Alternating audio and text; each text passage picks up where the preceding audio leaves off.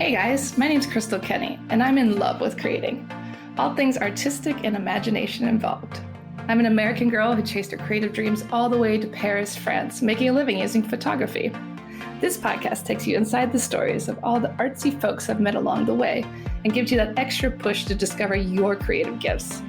The desire to create is deeply inside each and every one of us, and I give you the tools and inspiration to find a new way of living a more creative life. This is La Vie Creative, the podcast.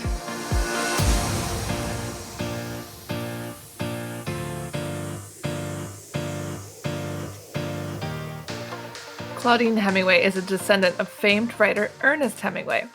We bumped into each other at a party and decided to team up and dive deep into French history, but with a twist, by bringing a spotlight to those lesser-known creatives in France. This is History with a Hemingway. Welcome back to Paris History Avec Hemingway. I am back with Claudine. She is newly arrived in Paris today. We are so happy to have her back. The weather is incredible for this week, and the flowers are all starting to blossom, so it's a perfect time to come. Everyone should come to Paris right now. And today we are talking about the women of the resistance. And we've done a little chat about these on Facebook Lives and other things. But it's fascinating how these women helped during the war and how they were unrecognized, many of them. So Claudine is going to give us a little more information. Yeah, we did do a live stream, and I think you could find that actually on my YouTube. It was a fun little trivia. So maybe after you listen to this, go watch the live stream and see how many of the answers you know. Yeah, exactly. Do a little quiz on yourself. Yeah, but when we did this, it was like so many of the women, I was like, oh, I want to know more about each one of them.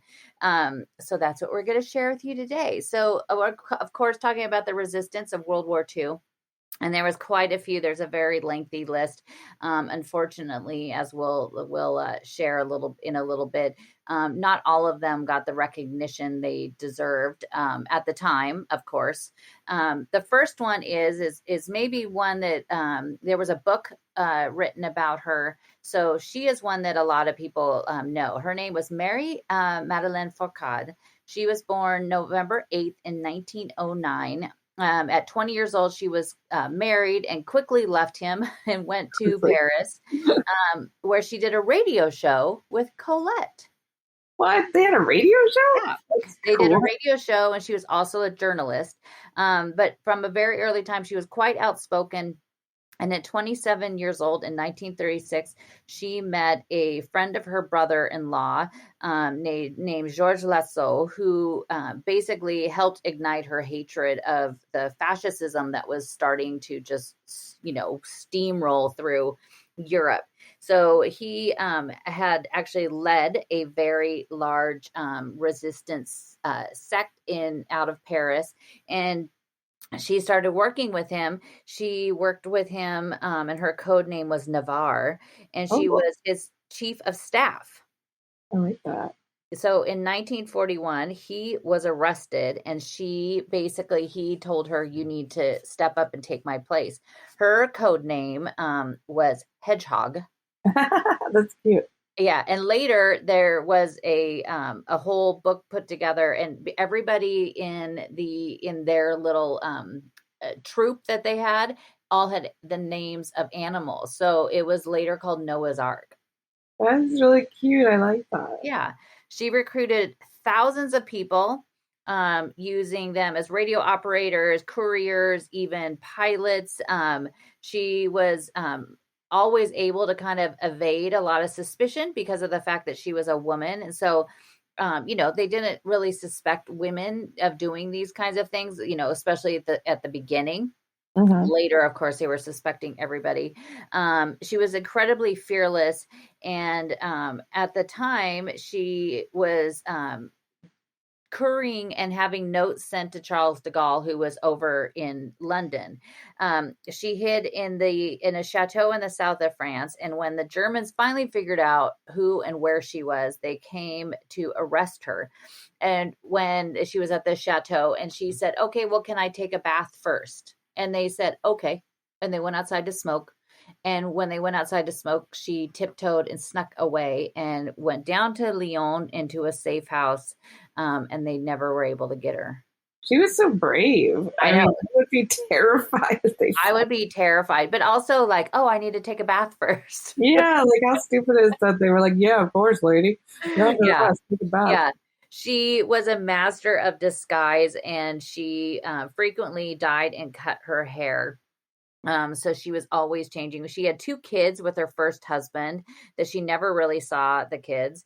During the war, she had a relationship with a French Air Force pilot named Léon Fay, who she also had a child with. And in 1947, she married a fellow resistance officer, Hubert Fourcade, who they also had 3 children as well.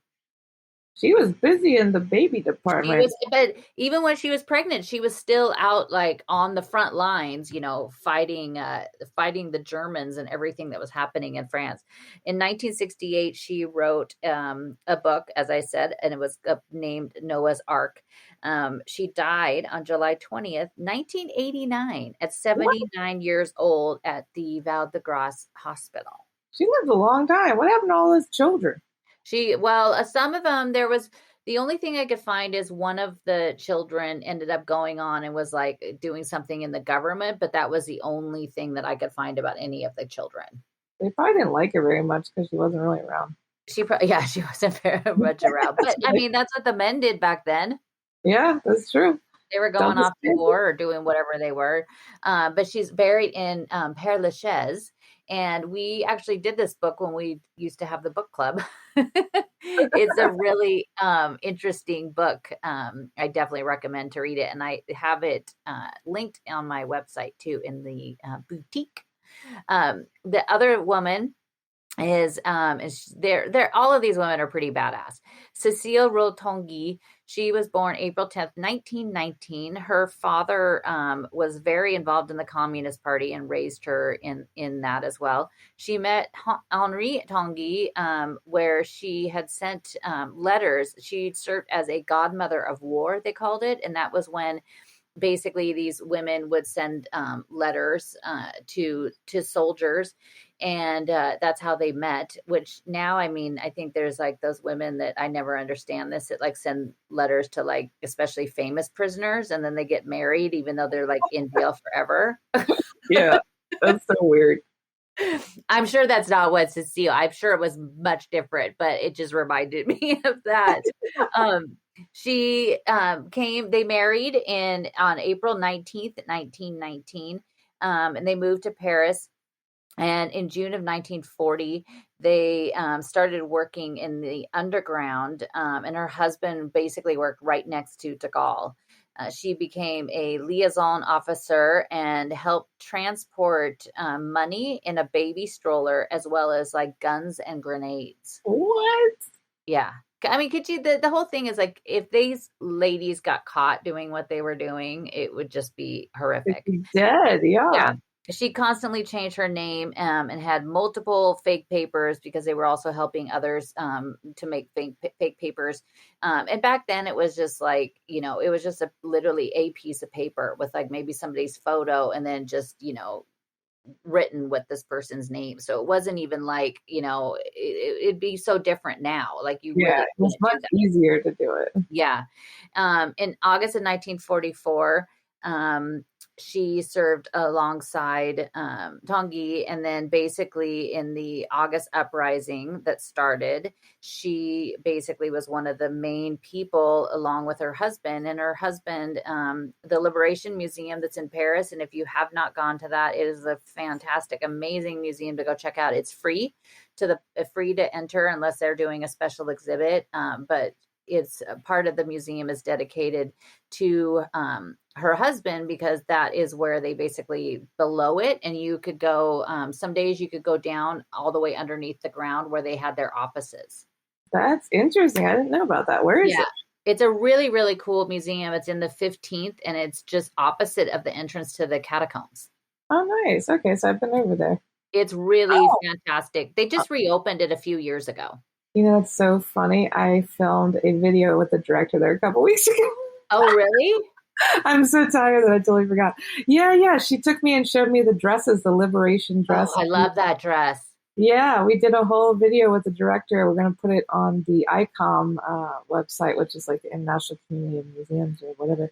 Oh, And cool. yeah, big deal. That's crazy. Yeah, I have been to that museum. I need to go to the underground part though, so I haven't done that. I love that dress. It's like because it's a young girl and she made it and like Yeah, she cut out the silhouette of like the Eiffel Tower and the Arc de Triomphe and stuff and then put it on the bottom of her dress. I would wear it. Maybe those sleeves are a little too poofy, but I would wear that dress. yeah. I mean, they actually let you like go in there and like look at it, and they took us up in the archives and showed us all this stuff from the boxes.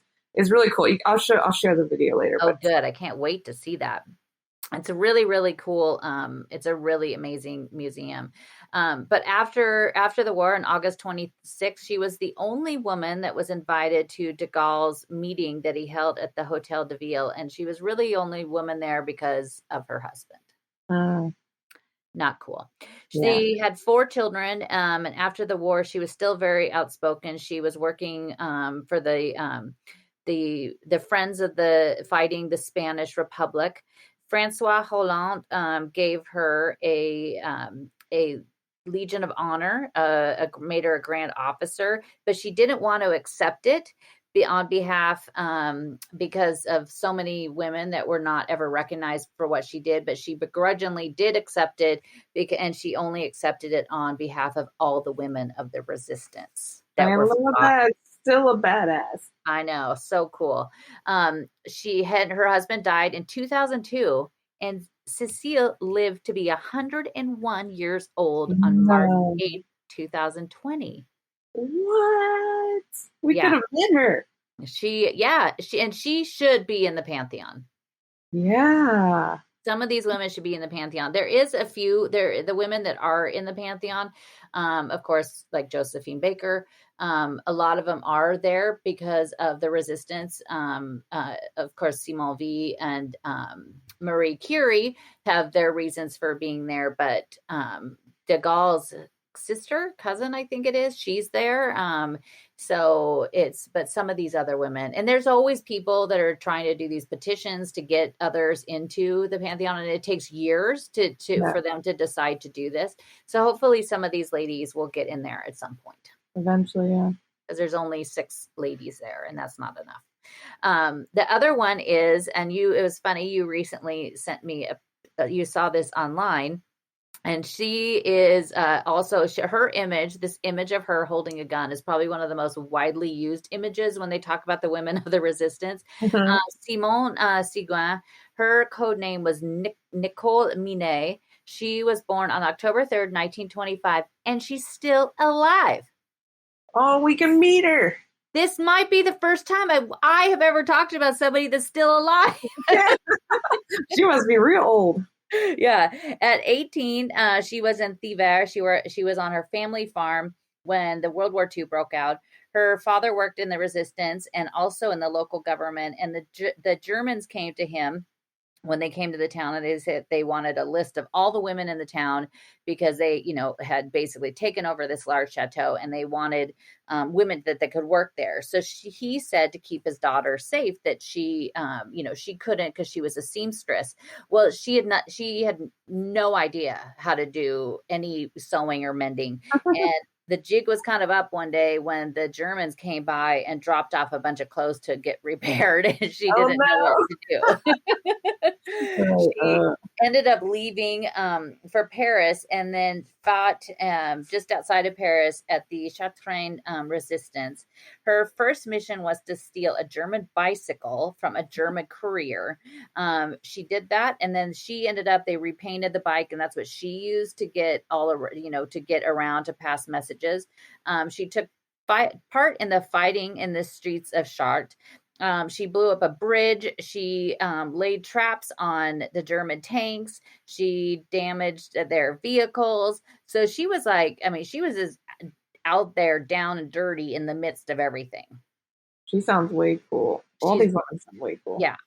On August 23rd, 1944, she she took part in the liberation in Chartres, and on August 25th, she was in Paris for the liberation, which is where this very famous photo of her, looking very French, holding this great big, large machine gun like thing. In 1946, she was awarded the Distinguished Cross, and then after that, she ended up becoming a middle school teacher, and then later went to medical school and became a nurse. She's done it all. War hero, teacher, nurse. And she had 6 children and was never married. How do you do all that having 6 children? Yeah. And I love the fact she was just like, yeah, I don't need to get married. Yeah. Was this all with the same guy? I don't think so. I couldn't find a lot on there was, some of them, there's very little, like what we do kind of know about some of the women is basically just what they did during the resistance. But yeah, she had 6 children, different fathers. And that's kind of cool. She just was like, I love these women that were like, we're just doing it our way. We're not going to, to fall in line with what we're supposed to be doing right now. This is what we're doing. I'm fighting for this. Because that wasn't what women were supposed to be doing. No. But good for them. Her is so cool. I love that photo of her. Yeah, it is really cool. I love this lady, Aline Stedler. She was born in March 1891. At 18 years old, she entered the Sisters of St. Vincent of Paris as Sister Helene.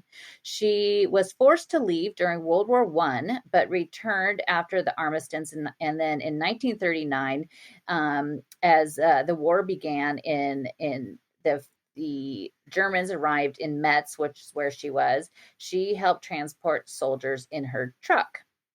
She was a nun, and so she was allowed to go into the camps, which were basically prisons, and was able to help and get out at least 2,000 people. 2,000, wow.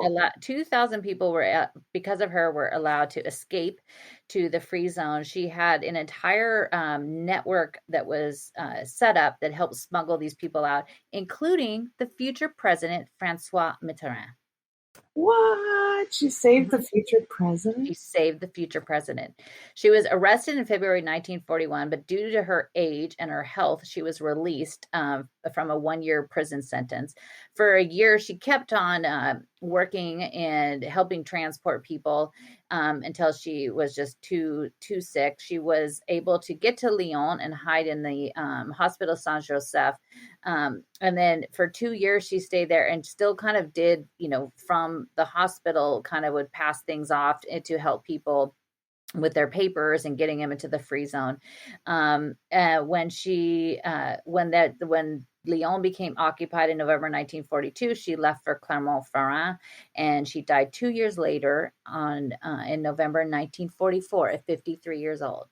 She was so young. She was so young, but I just remember, and I'm dating myself on this one, the Flying Nun TV show. And I remember seeing this as repeats with Sally Field, and she had that great big nun habit, where it was like the giant hat. And I've seen the start of it had her floating in the air because the hat was so big. That's how I envisioned Sister Helene. What was wrong with her? Why was she sick? I couldn't find exactly why she was sick. But she was born in 1891, but I think, who knows what she was around at that time when they were occupied and all kinds of horrible things in the air. Yeah. After the war, Charles de Gaulle named 1,000 people that were members of the resistance. And of those, only 6 of them were women. I remember we talked about this during the live, and we were very disappointed in that. Only 6 are women. The first few we've talked about were not any of them. 3 of the women, though, I picked out because I was like, these ones are pretty awesome. All of them were great. Laurie Dubold was born in January of 1915 in Alsace. That was, of course, going back and forth between German and France. But her family was very loyal to France. She graduated as a stenotypist, a job that's not around anymore. She got a job as a secretary just before the war. And in July 1940, when the Germans took Alsace, she set up a smuggling network that used her fiance and her family and other people's homes to hide people until they could flee to Lyon. In January 1942, she married Eugène Dibol, who was also an escaped prisoner of war. They had both made their way down to Lyon. In September 1942, she became Moina, and she had worked for Jean Moulin's group in the Free Zone. Jean Moulin is also who the Liberation Museum. It has a very long name to it, but a lot of it is Jean Moulin. And I'll post a picture of him. This guy was like super attractive and was like one of the huge leaders just of the resistance in all of France. She worked as a secretary, but she also put out and printed brochures. In Paris in March of 1943, she was working at the office that was on the Rue de la Pompe. On September 24th, 1943, the Germans invaded this office and arrested everyone that was there. They took them down the street to number 180. And basically this is this horrible place. And I've read books that describe it. And it's literally, you almost can't read it. It's so horrible what they did to people. Tortured them, trying to get, information out of them. She was she convinced them that she was just there as basically like a mailman, just dropping some mail off. She convinced them, and so they didn't torture her, but they ended up shipping her out. She ended up getting shipped out to one of the concentration camps. While she was there, she escaped going to the gas chamber because the doctor that was there saved her by basically losing her sheet of paper that had her information on it. So she kind of slipped back into the system. She survived until the American army arrived in April 1945. And she came back to Paris.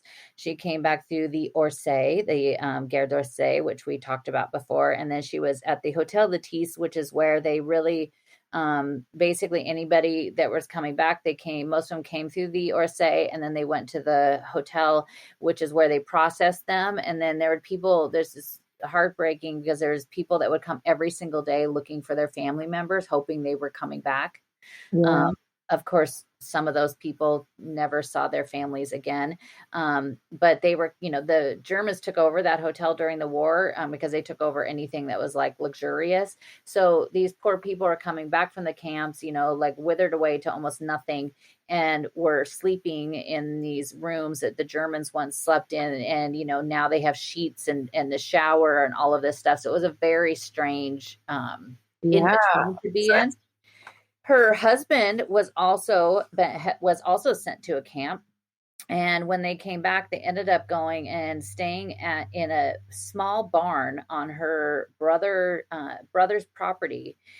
She ended up getting a job as a secretary, and in 1964, when Jean Moulin's ashes were moved to the Pantheon, which I'll try to find a link to the video of that. It's one of the most amazing speeches you've ever seen when they interred him. The whole thing was just fantastic.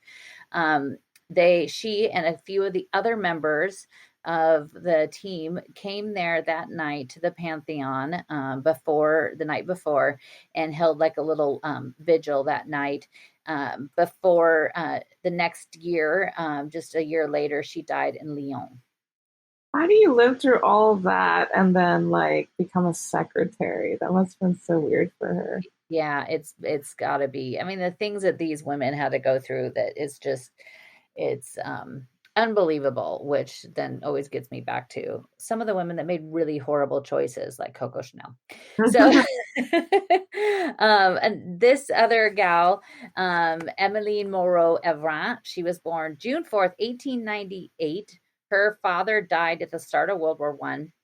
And in September 1950, when the German troops attacked Luce, where she was living, she passed info to the soldiers of the whereabouts of the Germans, and also set up a medical post to help take care of people.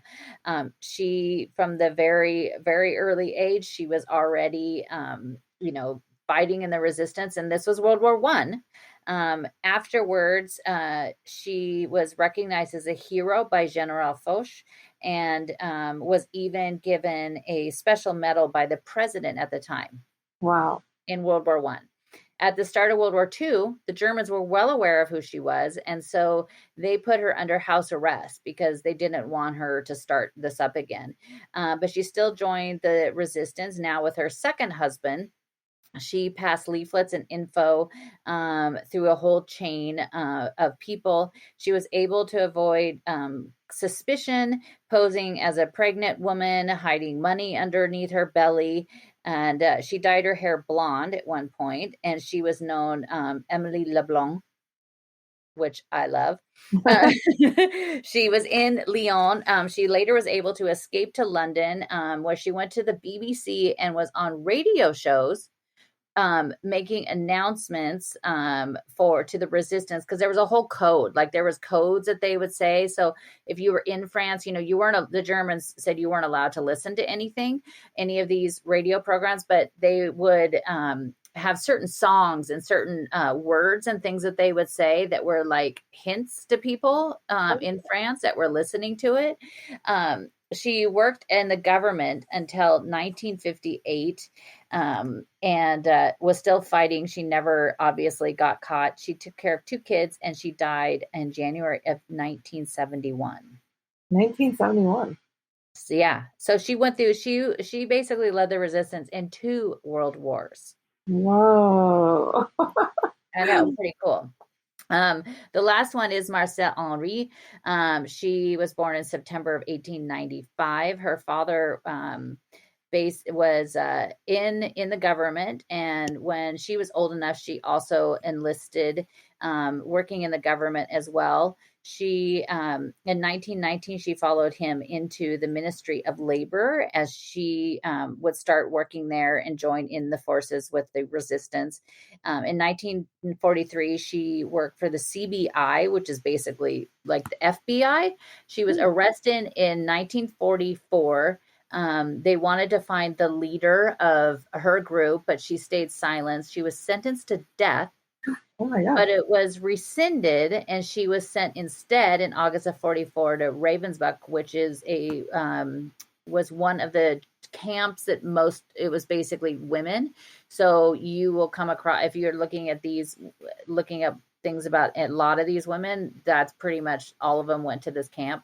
She refused to do any work for them, because they would have these women as, prisoners and working for them. She refused to do any work for them and was severely beaten many times. Oh. In April of 1945, she was saved by the Red Cross and returned to Paris. She arrived April 14th. She died 10 days later on April 24th, 1945, because of everything she had to endure. But she was later given the Legion of Honor. She was given the War Cross. She was like one of the most decorated women of the resistance. That's so sad that she died 10 years later. I mean, I'm sure with the way they treated her, it was hard for her to like survive after that. Oh yeah. I mean, you've seen like photos and videos of these people, when the Americans came to the camps. It is just absolutely, it's heartbreaking. And it's just, I was reading this one book that was about Dior's sister. And I stopped reading the book. I mean, it was really difficult what they were describing of the camps, but also the book just was like very little about his actual sister.